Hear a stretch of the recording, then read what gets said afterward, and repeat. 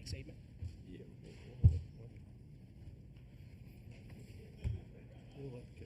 Got it. Exhausted. Is it bad? That's how I feel like last minute. You made it through after.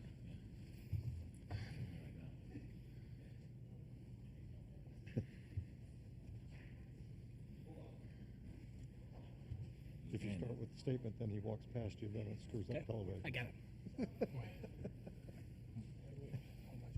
Here we go. Because I didn't score it like my average. Who cares? I don't care, but I'm just saying it's so funny. All right, now we have the Michigan Wolverines present, and Coach May will ask you to make an opening statement, and then we'll take questions for the student athletes. So, Coach? First of all, we appreciate you guys hanging around, waiting on us to do what we needed to do. I want to praise our guys' resiliency and their togetherness. For the majority of the game, it wasn't how we scripted it. It wasn't what we thought it would look like, but it was two heavyweights going at it back and forth, tooth and nail. And I'll just give our guys credit for staying the course. Different guys stepped up, got us ignited. And then these guys took it over late and made plays. Questions, please, for the student athletes. Raise your hand. We'll get a microphone to you. Please state your name and the media affiliation. Brian Gillis, SB Nation. This is for any of the players, but particularly the two big men.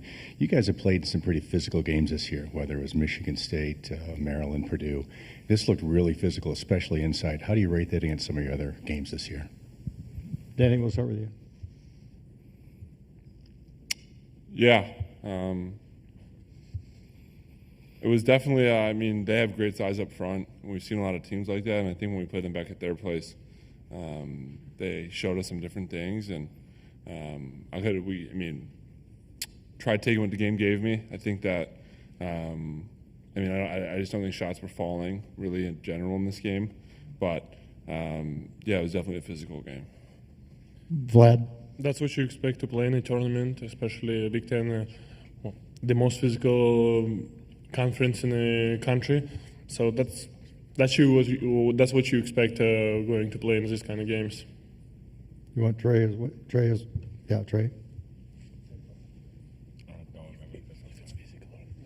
it like physical? Oh, this is a physical game. When it comes down to tournament time and winning, it's going to be physical because teams want it so bad and they're going to chase the ball and other people are going to be in the way. So that it's just the will to win, and I feel like that's where the physicality comes from, the urge to wanting to win so badly. I feel like that plays a part in it, but that's where we stepped in these past 3 games here at the Big Ten tournament, just that physicality and that desire to win. Right here. Talk about what it means to you to win the championship. Trey, this time we'll start with you. It means the world to me, and I think it feels. I think the best feeling is seeing the guys from last year. The smiles on their faces. This is what we came here to do. Coach recruiting us out of the portal, all 3 of us, and this is what we came here for, and this is what we want to do. So I think it means the world to me. I know that, and it means the world to my teammates. But it's a blessing to play for something that's bigger than you with this Block M on our jersey. It's a legacy behind it, and just being able to stamp ourselves in history as a team through ups and downs is amazing. Vlad? I agree with Trey, but it's insane how much we impact we make on the community as well, because we all win before, and it's insane how many young kids who look at us and wants to be like we. So we're taking pride to be a role model for them. Danny? Yeah. Obviously, I think that's why we all came here.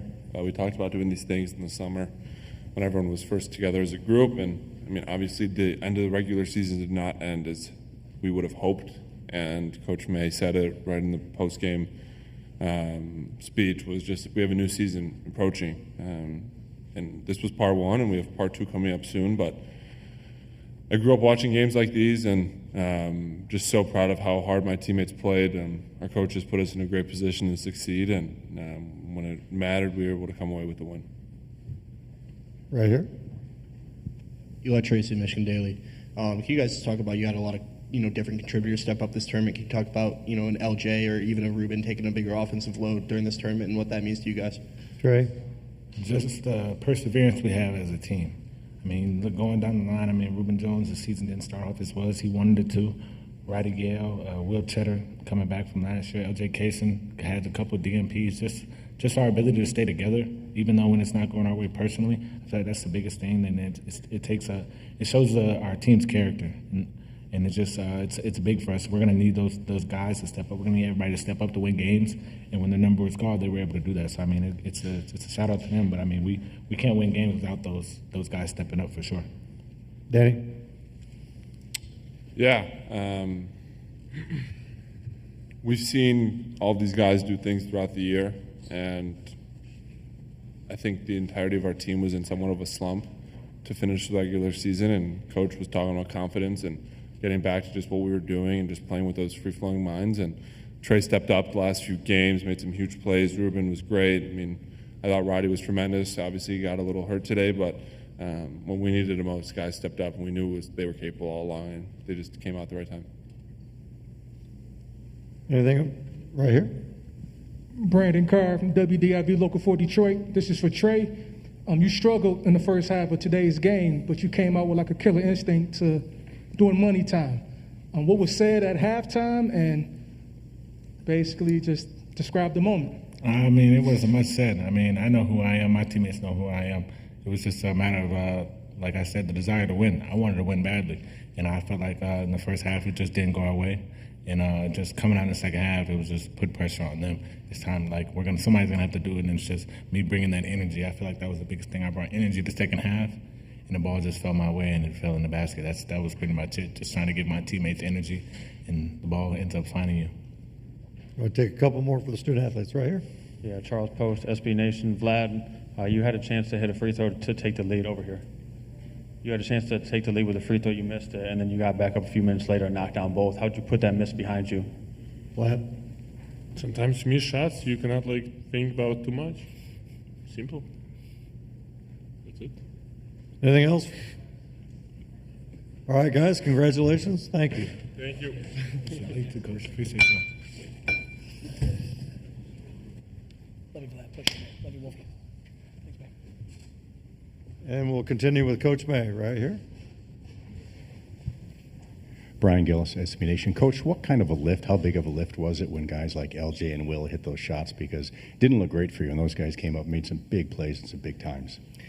It really did, and I don't remember what the details we talked about at halftime were, but I do remember us rallying around the fact that we don't know what this is going to look like, how it's going to go, but we're going to dig deep and find a way.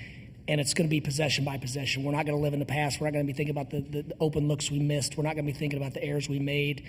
I think our guys really held each other accountable. When we did make mistakes, Wisconsin typically makes you pay for those mistakes. And I thought we limited those types of plays, and even the ones we made, the guys made adjustments on the fly. And just a hard-fought performance. When you look at Wisconsin's team, and you see how potent they are offensively. And granted, we earned a break by not playing 4 in 4 days, and they had one extra game, and we were optimistic that their legs might not hold up as well as ours just because of the number of games. And even in the first half, when that thing was ugly and whatnot, we wanted to keep running because we thought it might have a cumulative effect. And credit our guys, they pushed through fatigue, they pushed through injuries. And like I said, when you have a freshman step up and ignite it, and then Will Cheddar bring the passion that he brings while also knocking down big shots and improving the spacing on the floor, it's just, once again, we have a lot of different ways to get it done, and our guys believe that.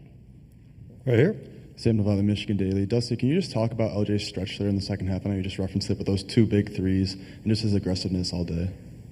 Well, if you know LJ Kaysen, he's never going to be unaggressive. He's going to put the pedal to the metal, and we know him, and that's the beautiful thing about him choosing to join us at Michigan is we know what his DNA is. We know his background. We know who he is to the core. And so we never lost faith. It's tough to be a freshman, especially at this level with the glut of older players. And the one thing with LJ, he hit that freshman wall, and it looked gloomy. I'm not going to lie. And he busted through that thing and found a new energy. And if he didn't have that substance, we're not sitting here. Another team is on this podium now. Steve back there. Dusty, Steve Strimming, XL Sports. Got two questions for you. I'm going to ask the first one. Such a physical basketball game, and it really wasn't reaching. It really wasn't oddball fouls. It was everybody moving their feet, everybody into the game. Second question is, what do you think everybody down at Eastern Green and Salisbury is thinking about right now about Dusty May? Well, I hope they know. I'll start with the second one first. I hope they know how proud I am to be from there and have the relationships and connections and work ethic that was in the people that poured into me. So very, very grateful. Back to the physicality. That's how we were raised at Eastern Green. My old coach, Mark Barnheiser, he created a culture of extremely high standards and toughness and team-first mentality, a lot like the former great coaches at our university. So couldn't be more grateful for all the people that made us work harder than we wanted to and felt like it and just pushed and challenged us to be the best we could be. Did you answer the first question? Oh, well, I'm sorry. I did. I went second first, sorry, Mr. Benner. Okay. Turnover. Charles Post, SB Nation. Can you talk about what your defense did to John Tanjay? I think he was 1 for 14 to finish. He didn't score for the first 25 minutes of the game. Well, first of all, he's an extremely tough cover, and a lot of people had him as a player of the year in the league, and in our league there are a lot of really great players, so he was at the top of the list. And I thought our discipline, I thought he's so good at getting downhill and getting you off balance and getting you in the air and drawing fouls. And I just, he got to the line 8 times, and I thought that was incredibly important to keep him single digits. But I thought overall we contested all of his shots. I thought even when we were behind the plays, we made an effort to challenge and contest everything. And I thought we made him work on both sides of the ball. And that's what you have to do against great players like these guys, Tanji and Blackwell and obviously Winter and Crowell and those guys. And Klesmit's won a lot of ball games. Those guys, if you don't challenge every spot, every movement, then they're going to make you pay.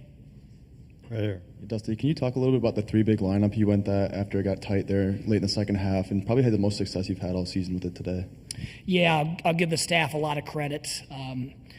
It's something we've talked about using and we've never had to at times. And in this game, Roddy Gale had a hamstring situation and we felt like we just needed some spacing. And so they made the suggestion as a group, and it didn't take long to agree to that because it's what we needed, and we have faith that Danny Wolf and Vlad and Will all can sit down and guard 1 through 5s, and we trust them to do that. So I thought that was the difference of the game. Once LJ got us going, that big lineup with great shooting size, other than one defensive error, I thought they played almost perfect basketball where they generated good offense, they worked well together, and then defensively they were physical and locked into the scouting report. Right here. Yeah, Eli Tracy, the Michigan Daily. Wisconsin won your first Big Ten game, and now it's your final Big Ten game going into the NCAA tournament. Can you talk a little bit about how the team has grown from that first Big Ten game to now? Areas of improvement, areas where you still see you need growth? Well, if we didn't improve drastically, we wouldn't have been able to win this game because Wisconsin is much, much better than they were. I think it was December 6th. And I'm going to take a shot at the Big Ten. As soon as I saw the schedule released, I looked at it and said our staff's first Big Ten coaching game, we go to Madison, Wisconsin. Come on now, jokes aside. So that one gave us confidence, though, that we could go on the road and beat the best teams. And that's the type of respect and admiration we have for their coaches, their players, their program, their discipline, their culture. I could go on and on. And so that was the first one where once we found a way to get that one done, we thought, okay, we can really do this. We believed it, but sometimes you need a little bit of evidence that it can happen, and I thought that game gave us that evidence.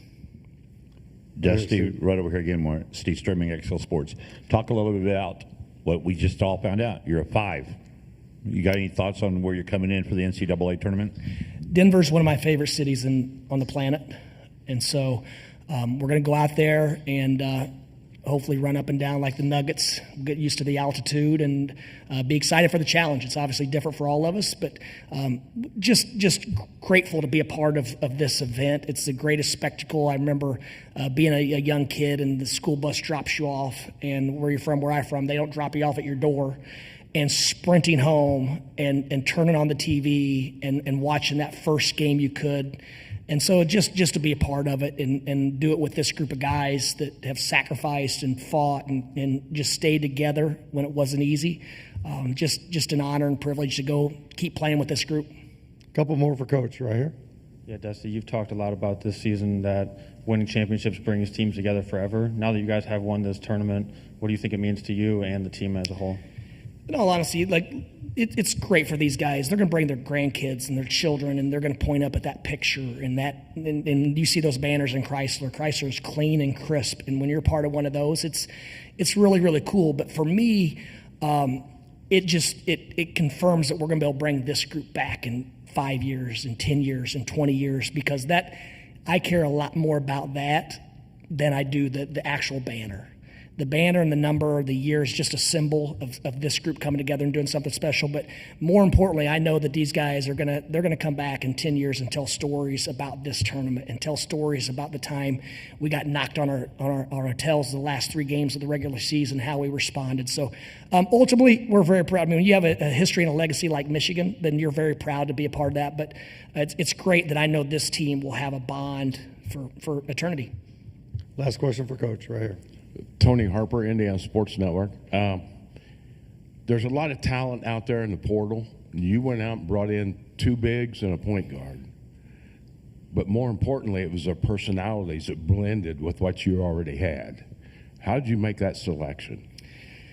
I'll be honest. I don't think. I don't use a bad word in here.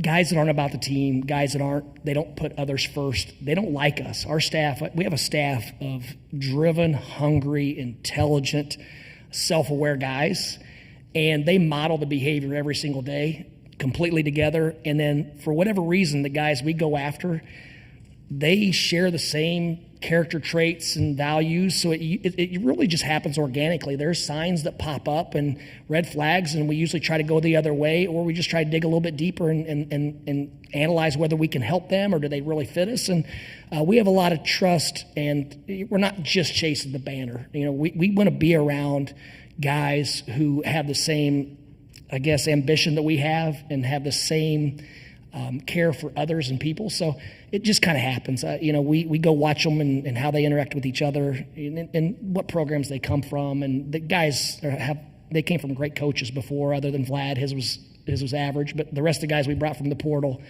came from great programs and great coaches. So we're thankful for that. Thanks, Coach. Congratulations. Thank you, guys. Appreciate it.